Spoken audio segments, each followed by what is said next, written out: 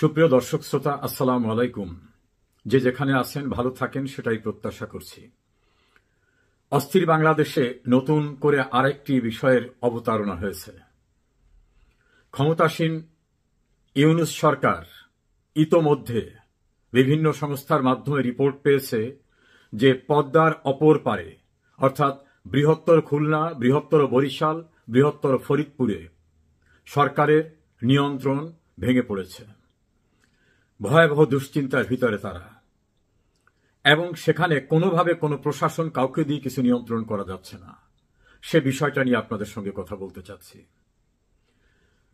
সরকার আগামীতে নির্বাচন করবেন এমন একটি ঘোষণা দিয়ে সীমানা পুনর্নির্ধারণ সংক্রান্ত যে সিদ্ধান্ত, তার ভিতরে ভাঙ্গা উপজেলার 2টি ইউনিয়ন পরিষদকে অন্যত্র সরিয়ে দেওয়া, আরও কিছু বিষয়ে ব্যত্যয় ঘটাবার কারণে বাগেরহাটে এবং ভাঙ্গায় ব্যাপক বিক্ষোভের সৃষ্টি হয়েছে।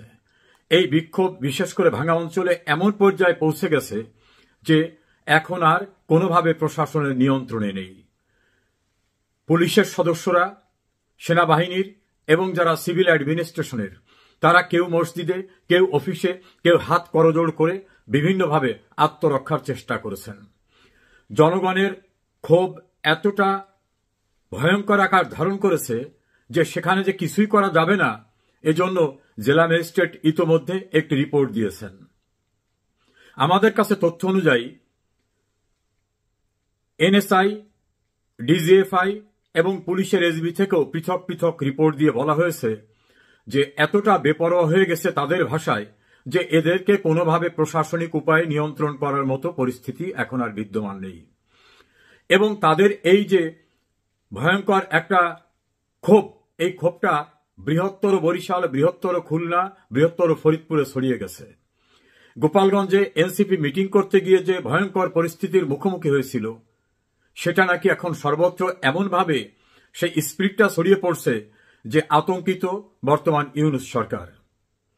ফলে ইউনূস সরকারের একাধিক উপদেষ্টা যারা বাইরের সঙ্গে বিভিন্নভাবে সংযুক্ত থাকেন, তারা রিপোর্ট করেছেন যে পরিস্থিতি নিয়ন্ত্রণে বাইরে সর্বত্র চলে যাচ্ছে। আসিফ নজরুল সরকারের 2টা মন্ত্রণালয়ের উপদেষ্টা, তিনি জিল্লুর রহমান সাহেবের সঙ্গে একটা টেলিভিশন প্রোগ্রামে বলে ফেলছেন যে আওয়ামী লীগ যদি নির্বাচন করার সুযোগ পায় তাহলে দোজক হয়ে যাবে। অর্থাৎ নির্বাচন নিয়ন্ত্রণ করবে সরকার বা নির্বাচন কমিশন, দোজক হয়ে যাওয়া মানে আওয়ামী লীগ এত ভোট পাবে যে সেখানে আর কিছুই করার থাকবে না। জিল্লুর রহমান তাকে বলছিলেন এটা কে নিয়ন্ত্রণ করবে, এর সিদ্ধান্ত কে দেবে, জনগণ যাকে ভোট দে সেই তো হবে। সেখানে তিনি বলে ফেললেন, অর্থাৎ আসিফ নজরুল বলে ফেললেন যে অন্ধ আওয়ামী লীগের সাপোর্টাররা আছে। তার মানে অতীতে যেটা বলতেন এখন আর সেটা নাই। অতীতে বলতেন আওয়ামী লীগকে কেউ ভোট দেবে না, তারা জোর করে নির্বাচনের মাধ্যমে নির্বাচিত হতে চায়, সাজানো বানোয়াট নির্বাচনে। এখন বলছে আওয়ামী লীগকে মানুষ ভোট দিয়ে দেবে, অর্থাৎ আওয়ামী লীগকে ভোট দিয়ে দিলে দোজক হয়ে যাবে তার ভাষায়। এখন মানুষের ভোটাধিকার, মানুষের পছন্দ করার অধিকার, এইটাও তারা আর দিতে রাজি হচ্ছে না। আসলে তারা ভোট দেবে না, এগুলো ভণ্ডামি, আসলে কোনো ভোট দেবে না। এরা চায় বিএনপি, জামাত, এনসিপি অন্যদের ভিতরে বিরোধ লাগিয়ে টাগিয়ে কোনোভাবে অস্থিতিশীল পরিস্থিতি সৃষ্টি করে যতটা সময় ক্ষমতায় থাকা যায়, আর আওয়ামী লীগের নামক একটা জুজুর ভয় দেখিয়ে তোমরা সবাই এক থাকো, তোমরা বিভাজিত হও না, আওয়ামী লীগ আসতেছে, আওয়ামী লীগ আসতেছে, ভারত সাহায্য করবে, এই জাতীয় একটা জুজুর ভয় দেখিয়ে এই অনির্বাচিত ব্যক্তিরা আরো কিছুদিন ক্ষমতায় থেকে দুর্নীতি, ক্ষমতার অপব্যবহার এবং আওয়ামী লীগ সহ 14 দলের নেতৃবৃন্দদেরকে ক্যাঙ্গারু কোর্টের মাধ্যমে সাজানো বিচার প্রক্রিয়ার মাধ্যমে সাজা দিয়ে মনে করে যে আওয়ামী লীগকে তারা নিবৃত করতে পারবে। এই নির্বোধদের কোনো ধারণাই নাই। বঙ্গবন্ধুকেও তো মৃত্যুদণ্ড দেওয়া হয়েছিল, সেই মৃত্যুদণ্ডের পরে বঙ্গবন্ধুর মৃত্যুদণ্ড কার্যকর করতে পেরেছিল। 1/11 সময় শেখ হাসিনাকে নির্ঘাত সাজা দেওয়ার চেষ্টা হয়েছিল, পেরেছিল, পারেনি। 75-এর 15 আগস্টের পরে আওয়ামী লীগকে বিনাশ করে দিয়েছে, এই ধারণায় বঙ্গবন্ধুর খুনিদের দায় মুক্তি দেওয়া হয়েছিল, পেরেছে, পারেনি। যুদ্ধ অপরাধীদের মন্ত্রী করা, রাষ্ট্রপতি করা, প্রধানমন্ত্রী করা, নানাভাবে মুক্তিযুদ্ধের চেতনা ধ্বংসের চেষ্টা করা হয়েছিল, পেরেছে, তারা পারেনি। এর সঙ্গে নতুন করে যুক্ত হয়েছে লন্ডনে শরণাতীতকালের সবচেয়ে বড় সমাবেশ হয়েছে, ইউনূস বিরোধী সমাবেশ। 2টি স্লোগান ছিল, একটা শেখ হাসিনার প্রত্যাবর্তন, আর একটা ছিল ইউনূসের পদত্যাগ এবং তারা যে অন্যায় করেছে তার বিচার দাবি। লন্ডন থেকে বাংলাদেশ হাইকমিশন এবং বিভিন্ন মাধ্যমে সরকারকে রিপোর্ট করা হয়েছে যে লন্ডনের ইতিহাসে কোনোদিন এত বড় সমাবেশ, এত ক্ষোভ হয়নি এবং এখানে স্বতঃস্ফূর্ত ছিল। এটা তো আর বাংলাদেশ না যে টাকা দিয়ে ভাড়ায় লোক আনা যাবে। অর্থাৎ প্রবাসীরা প্রচন্ডভাবে ক্ষুব্ধ। আর এই ইউনূস সরকার তার এই 1 বছরের ভিতরে এমন কিছু দেখাতে পারেননি যে কারণে মানুষ শেখ হাসিনার থেকে মুখ ফিরিয়ে নেবে। বরং যারা শেখ হাসিনার সমালোচনা করতেন তারাই এখন বলতেছেন শেখ হাসিনাই ভালো ছিল, শেখ হাসিনাকেই দরকার। এর সঙ্গে নতুন করে আরো যুক্ত হয়েছে আইন শৃঙ্খলা রক্ষার দায়িত্বে যে পুলিশ বাহিনী, তারা আর অন্যায় নির্দেশ হুকুম বাস্তবায়ন করতে গিয়ে মানুষের উপরে আর জুলুম করতে রাজি না। এ কারণে ঢাকায় যদি কেউ মিছিল করে, সমাবেশ করে, তারা নামকে অস্ত্রাধিকার করার দায়িত্ব, অতটুকুর বাইরে আর কিছুই তারা করতে চাচ্ছে না। ডক্টর ইউনূসের সবচেয়ে ঘনিষ্ঠজন যারা, তারা নাকি তাকে তথ্য দিয়েছে যে এই পরিস্থিতিতে আমাদের কি করা যেতে পারে। এখনো তারা কোন সিদ্ধান্তে আসতে পারেন নাই কি করবেন। কোনোভাবেই পুলিশকে যা ইচ্ছে তাই করতে নির্দেশ দিয়েও কিছু করানো যাচ্ছে না। 3.5 লাখের উপরে মানুষ গ্রেপ্তার করে ঠেকানো যাচ্ছে না। ঢাকার রাস্তায় ব্যস্ততম সময়ে ব্যস্ততম রাস্তায় মিছিল হয়ে যাচ্ছে, মিছিলের পরিসর বাড়তেই আছে এবং মানুষের ভিতরে তীব্র ক্ষোভ। সব মিলে ইউনূস এখন কি করবেন? সে জাতীয় একটা ভয়ঙ্কর দুশ্চিন্তার ভিতর তিনি পড়ে বারবার তার ছোট্ট ক্যাবিনেটকে নিয়ে বসছেন। কেউই তাকে সন্তোষজনক কিছু বলতে পারছেন না। চূড়ান্তভাবে তারা বলছেন যে আওয়ামী লীগ ভোটে আসলে নির্বাচিত আওয়ামী লীগ হয়ে যাবে, তাকে আর ঠেকানো যাবে না। এই নির্বাচন যদি নিরপেক্ষভাবে হয় তাতেও আওয়ামী লীগ হয়ে যাবে। এটাই হচ্ছে একাধিক গোয়েন্দা সংস্থা থেকে সরকারের কাছে দেওয়া রিপোর্ট। আমি নিশ্চিত করে বলছি, সরকারের একাধিক গোয়েন্দা সংস্থা রিপোর্ট দিয়ে বলেছে আওয়ামী লীগ নির্বাচনের সুযোগ পেলে কঠিন পরিস্থিতি হয়ে যাবে।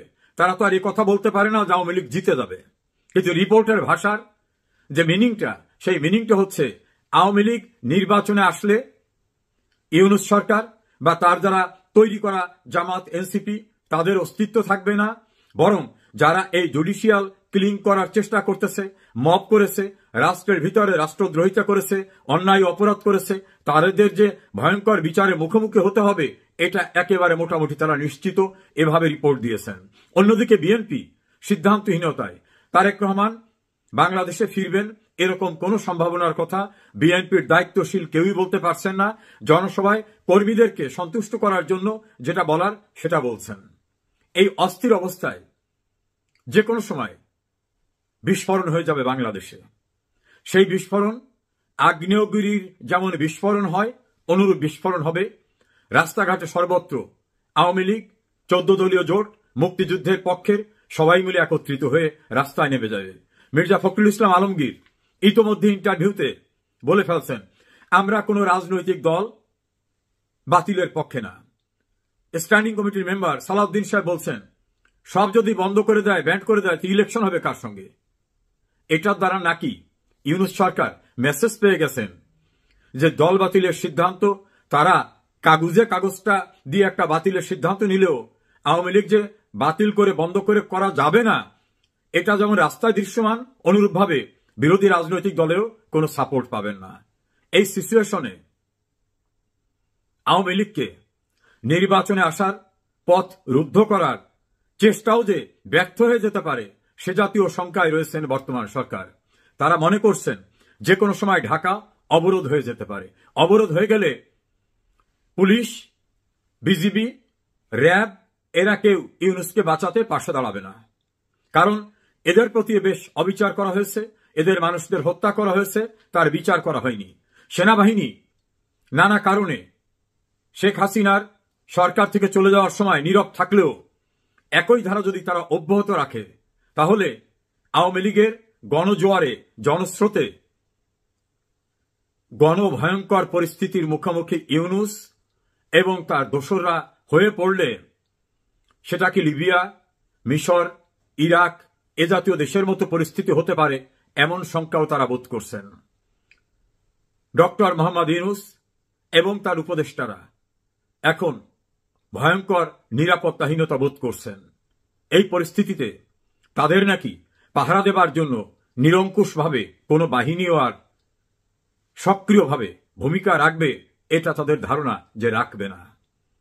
এই আতঙ্কের ভিতরে ইউনূস এখন। এটা অস্বাভাবিক না যে কোনো সময় ইউনূস যে কোনো অজুহাতে দেশ ছেড়ে চলে যেতে পারেন।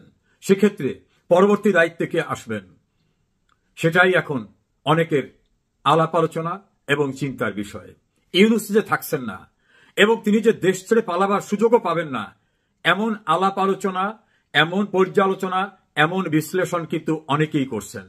যারা তীব্র আওয়ামী বিরোধী তারাও বলছেন মুক্তিযুদ্ধের পরাজিতরা প্রকাশ্যে রাজনীতি করবেন বিজয়ীর দেশে, আর বিজয়ের যারা মহানায়ক তারা ব্যান্ড হয়ে থাকবেন। এইটা ধরে রাখা, এটা করে রাখা সম্ভব না। এবং যারা সারেন্ডার করেছিল ৭১-এ তারা সেই স্বাধীন দেশে থাকবেন, আর যারা বিজয়ী তারা থাকবেন না, এটা বাস্তবতা না। যে কোনো সময় একটা উত্তাল ঢেউ এসে যাবে যেখানে প্রশাসনের কেউই ইউনূসকে আর রক্ষায় এগিয়ে আসবে না। সে সময় খুব দূরবর্তী না।